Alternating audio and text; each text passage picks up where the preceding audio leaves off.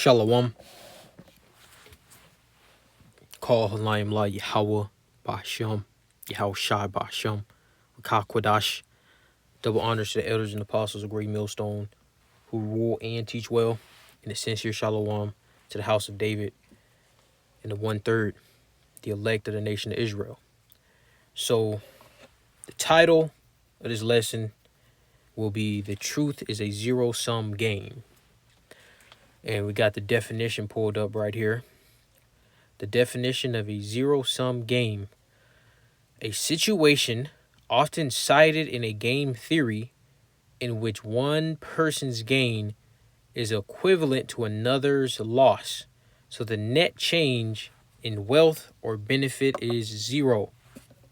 So what this is referring to with the truth is the relationship between the Edomites, the Hebrew Edomites, and the Hebrew Israelites. As it is written, Jacob have I loved and Esau have I hated. And they were both what? Twins of what? Yahweh Shai. Because Isaac was Yahweh Shai. So Isaac, Yahweh Shai, had what? Jacob and Esau. Esau was going to have his time to rule. And then he will be soon taken down by the Israelites. Starting with Yahweh Shai, the line from the tribe of Yehoiada. So let's get this. Let's get that in Genesis, the book of Genesis, 25th chapter.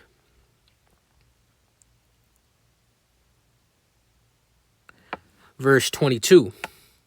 And the children struggled together within her, and she said, if it be so, why am I thus? And she wanted to inquire of Yahweh. And Yahweh said unto her, 2 nations are in thy womb, and 2 manner of people shall be separated from thy bowels. And the one people shall be stronger than the other people, and the elder shall serve the younger.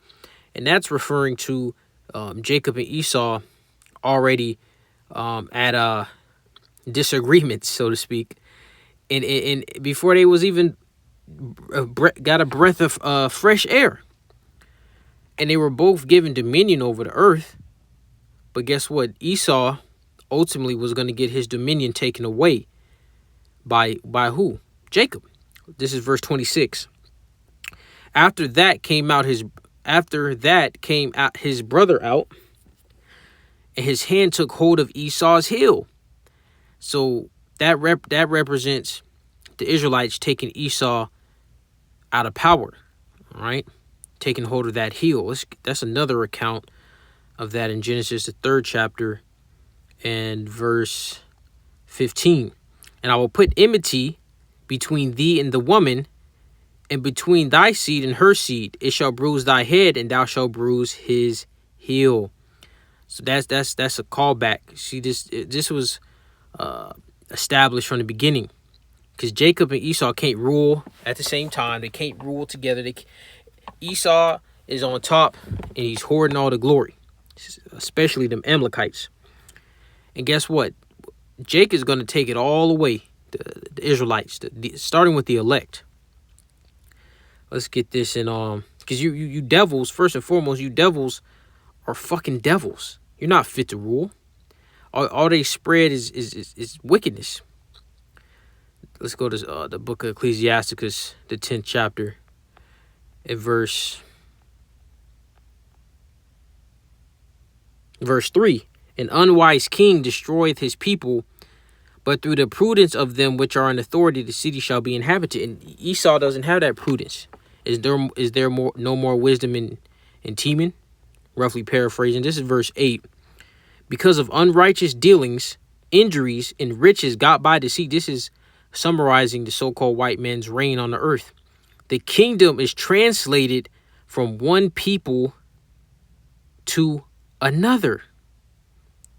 You see? So, and that translation is going to be to the elect, starting with Yahweh Shai, the 12 disciples, King David, so on and so forth. Let's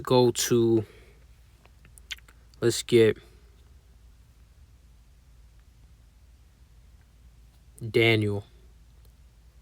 Because what's about to happen is Esau's attempt to try to get his birthright back, essentially, to truly control the earth, because Esau doesn't have full 100% control of the earth. He has the most death hold grip ever in history.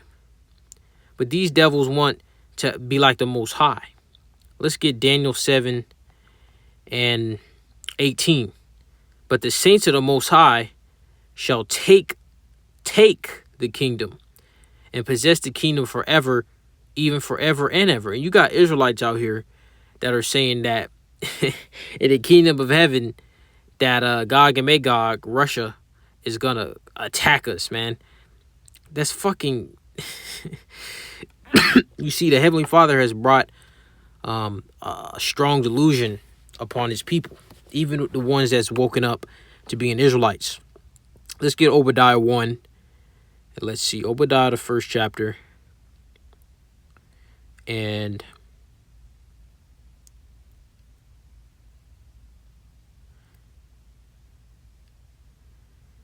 verse 9. And thy mighty men, O Teman, shall be dismayed, to the end that every one of the mount of Esau may be cut off by slaughter.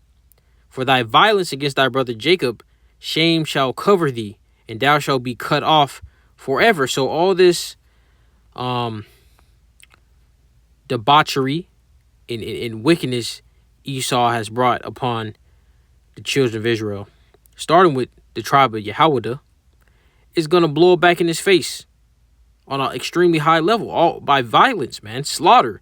You Edomites, all you Edomites, that's 100% are going to get, what's the word I'm looking for? I can't even think of the word, but you're going to suffer excruciating pain. Because you're a nation of devils. Every so-called white person is not an Edomite, all right? You got Jakes, you got Israelites among them, you got other heathen nations among them. But the Spirit will reveal all you Edomites. You can't run, can't hide. Let's see if I can get another one. Verse 3. This is Obadiah 1 and 3. The pride of thine heart have deceived thee, thou that dwellest in the clefts of the rock, whose habitation is high, that saith in his heart, who shall bring me down to the ground? And that's going to be, all right, on this earth, on this physical plane, is going to be Yahushua, Isaiah 63rd chapter, with what? The angels, the elect. They're going to bring you down and put your ass straight in the fucking captivity, where you belong. Let's get another one on that. Because these Edomites, they think they're going to reign forever. The Heavenly Father has put a delusion on them. Let's get 2nd Ezra 6. 2nd Ezra 6 and 9. For Esau, actually verse 8. And he said unto me, from Abraham unto Isaac, when Jacob and Esau were born of him, Jacob's hand held first the heel of Esau. For Esau is the end of the world, and Jacob is the beginning of it that followeth. So that's a cut right there, because the world hasn't ended yet. That means Esau is still around. Of course, the book of Obadiah says the judgment of Esau will be brought about, the finale in the kingdom of heaven, the extermination of the Edomites. I think it's the very last chapter, very last verse, the second to last verse. Not on my spirit to read it. Let's go to Psalms. This is Psalm 75th chapter. Psalm 75th chapter and verse 7. But the Most High is the judge. He putteth down one and setteth up another. So we were put down. That's when the rise of the Renaissance. And Esau was put up. And guess what? That's that zero-sum game right there. And now it's going to go in our favor. And it's happening now by us waking up, having the true names, the true understanding, the breakdown. Because that's the beginning of spiritual power. That's the beginning of that second covenant come to play, by understanding the truth. You see? Now let's stay in Psalms, written by King David. All right, Psalms 147th chapter and verse 6. The Lord, Yahweh, lifted up the meek. Who is that? The elect. He casteth the wicked down to the ground. You Edomites. And you 2/3. And you heathen. you're gonna get cast down to the ground. See, Yahweh Shah is gonna come back and put a lot of Jakes to death, and when they in the heavens, man, bringing out judgment on earth, gonna be putting Jake's getting put to death right now. But in Jacob's trouble is going to be on it's going to be a cesspool, to say the least. Jeremiah, I'm ending this off in Jeremiah 50th chapter. And verse 30. Therefore shall her young men fall in the streets, and all her men of war shall be cut off in that day, saith Yahweh. Behold, I am against thee, O thou most proud, saith Yahweh of hosts. For the day is come, that the time that I will visit thee, and the most proud shall stumble and fall, and none shall raise him up. And I will kindle a fire in his cities, and it shall devour all round about him. Thus saith Yahweh of hosts. Salaki, I just flipped the page. Let me see if I can get back to it. Jeremiah 50 and verse 33. Thus said Yahweh of hosts, the children of Israel, the northern kingdom, and the children of Judah, the southern kingdom, were oppressed together, and all that took them captives held them fast. They refused to let them go. Zero-sum game. And Jake think they up because they getting a couple $1 million, right?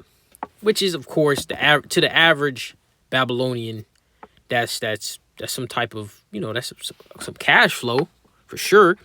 But to compare to these Edomites, man, these Edomites got so much stuff going on that you can't even comprehend it. A couple $1 million to these Edomites is chump change, man. That's how much wealth the Heavenly Father